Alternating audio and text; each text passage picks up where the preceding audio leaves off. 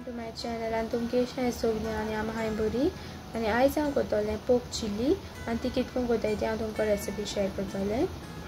So guys हांवें दुकरा मांस बारीक कातून दवरला, तितून एक टमाट घायलें बारीक कातून, मिरसांग आनी लांब पियाव कातून दवरला आनी हेचो दुकरा मांसा मीठ घायला,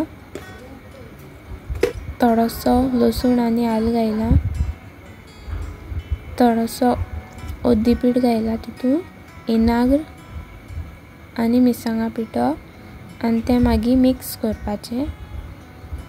ते मिक्स जाल म्हणटरी हांवें मुगे फॉर्न दवरलें भाजपाक।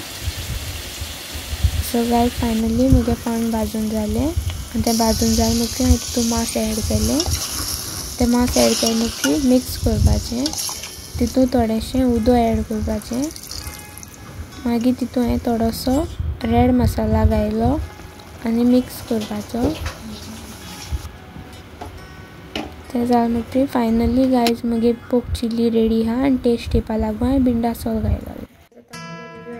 मुगे व्हिडिओ लायक जाल्यार शेअर कराय, कमेंट कराय आनी म्हाका सपोर्ट कराय, सब्सक्राइब कराय मुगे channel. Good night guys, take care.